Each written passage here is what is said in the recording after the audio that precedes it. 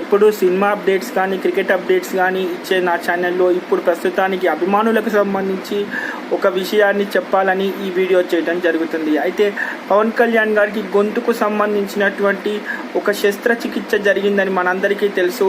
అయితే చాలామంది ఆందోళన పడుతున్నారు పవన్ కళ్యాణ్కి ఏం జరిగింది అని.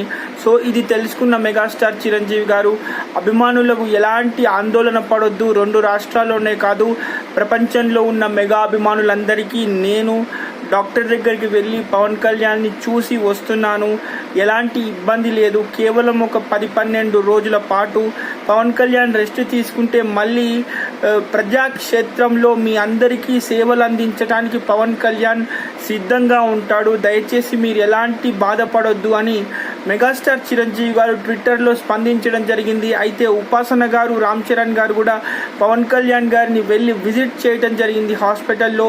ప్రస్తుతానికి పవన్ కళ్యాణ్ గారికి ఎలాంటి ఇబ్బంది లేదు అండ్ అభిమానులు కూడా ఎలాంటి ఇబ్బంది పడొద్దు అండ్ ఎలాంటి ఆందోళన పడొద్దు అని మెగాస్టార్ చిరంజీవి గారు ట్విట్టర్లో చెప్పడం జరిగింది.